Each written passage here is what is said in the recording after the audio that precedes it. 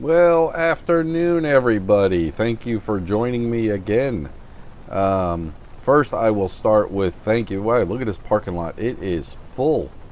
Everybody getting their kayaks out and the canoes. The river is looking fabulous.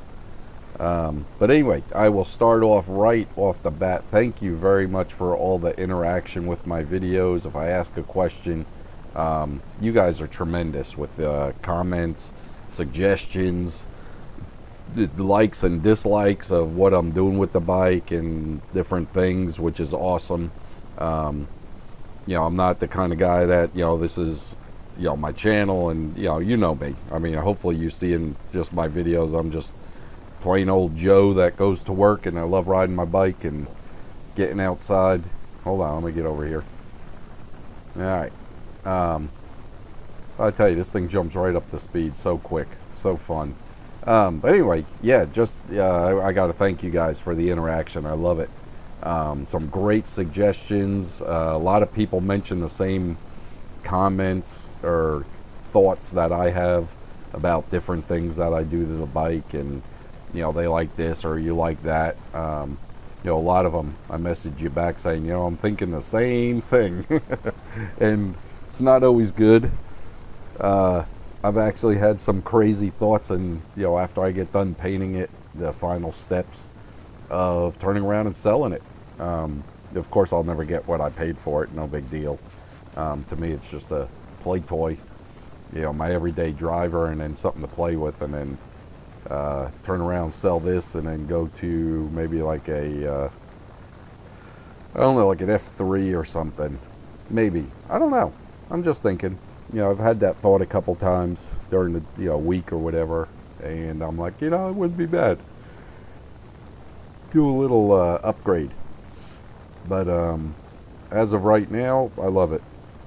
This thing is so dang fun. Even with the little quirks and major concerns I have about the mechanical issues I might run into down the road, like by the end of the year. I think these people are thinking they won't run into, customer will not run into problems until 2 years down the road when they hit 10,000 miles. Well, I'm going to be way over 10,000 by the end of the year. So I will definitely let you know what issues I run into. I am going to make sure that if this thing is not going to last past 15,000 miles or 12,000 miles, it's still going to be under warranty. As in year-wise, but we'll see. Most likely, just like cars, it's going to be just out of warranty when everything starts falling apart on it.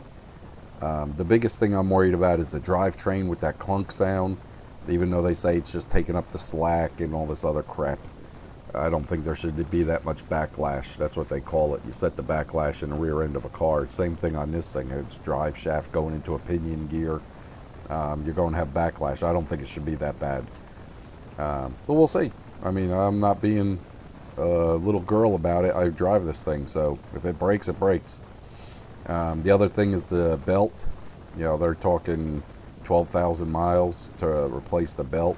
So I'm assuming I'm going to have to do that once a year, because I'm thinking something like that. I should be, somewhere in that area.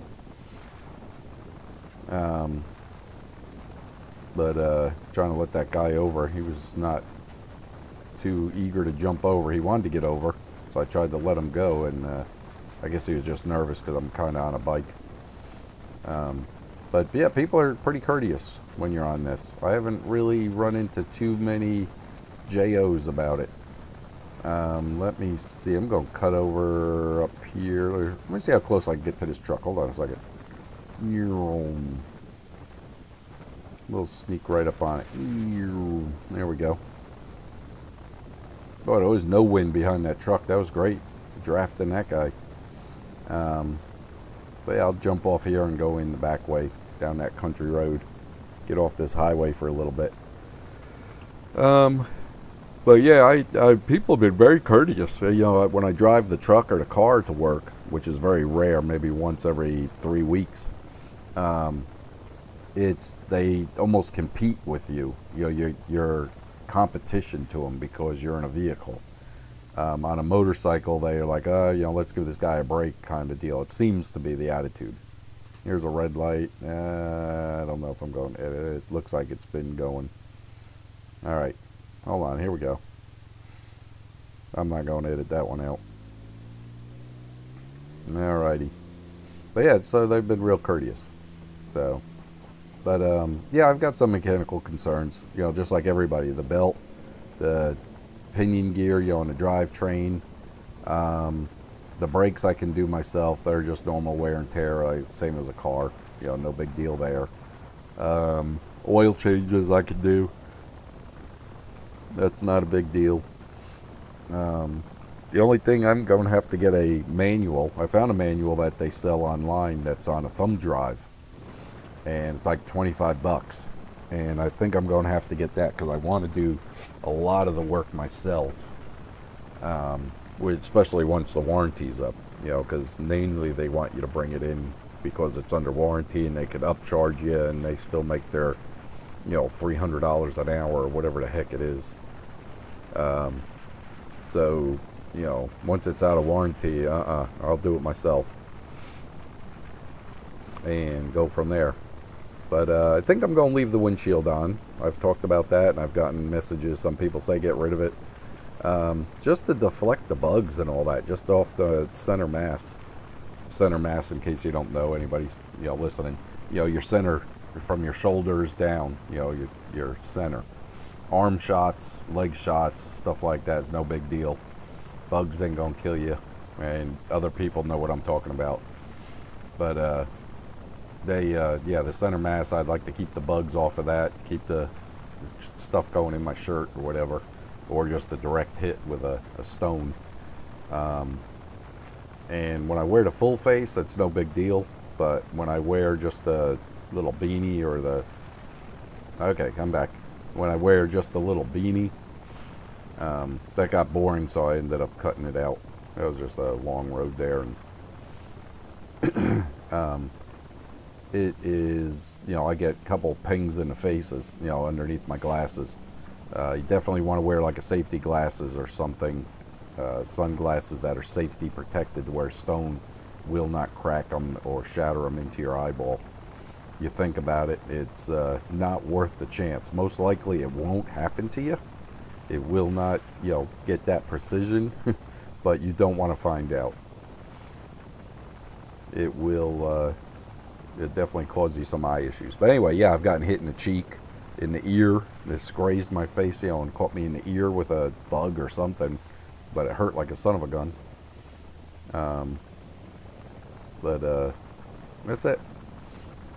Definitely want to wear your safety glasses. In my full face, I just, you know, I have the sun visor that's inside, or I could pull the shield down over the outside.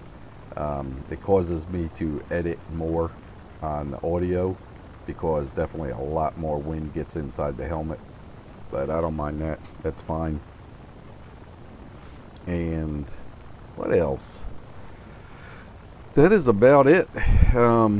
As a daily driver, it is... Oh, excuse me, it's been a long day. It's hot.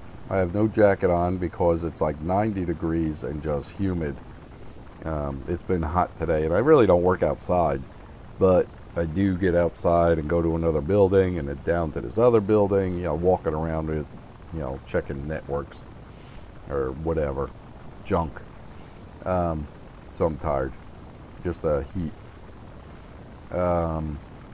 Where was I heading? I don't know. I was on a conversation topic there and saw a squirrel and got sidetracked. But yeah, so I'm going to keep the windshield on. I think it's, for me, it works great.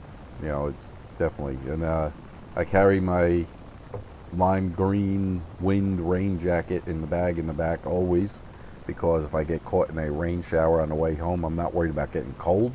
I'm worried about the rain hitting me at, you know, 65 miles an hour. That's going to hurt, sting.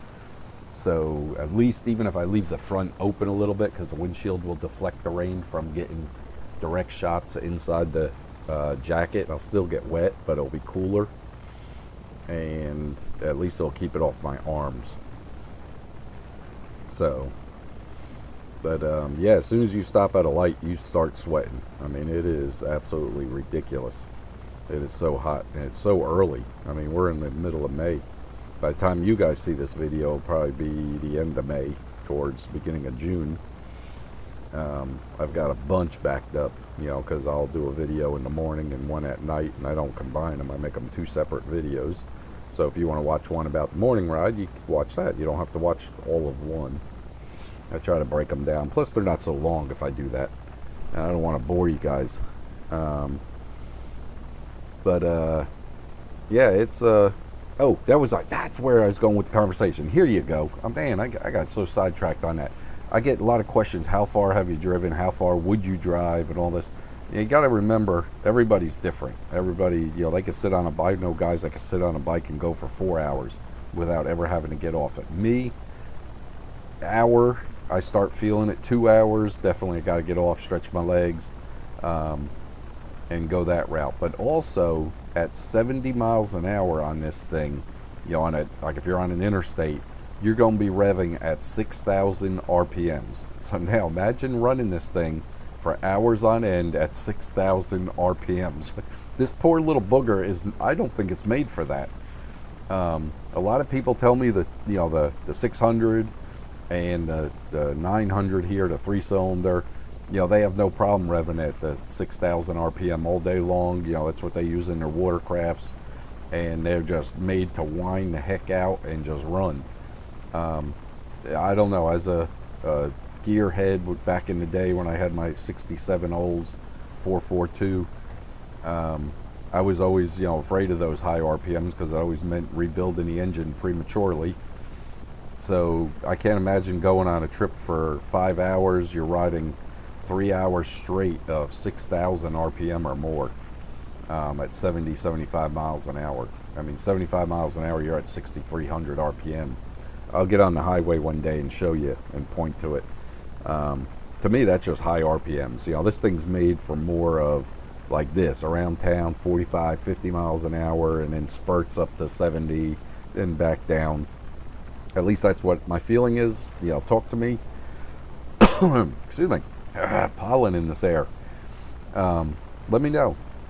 That's my personal opinion. You know, I just can't imagine an engine, a little 3-cylinder, running at 6,000 RPM at a long distance. Hey, they're all waving to me, kids and all. They thought this was cool. Yeah, I can't imagine it. So anyway, that's me, and I'm banged up and shot up.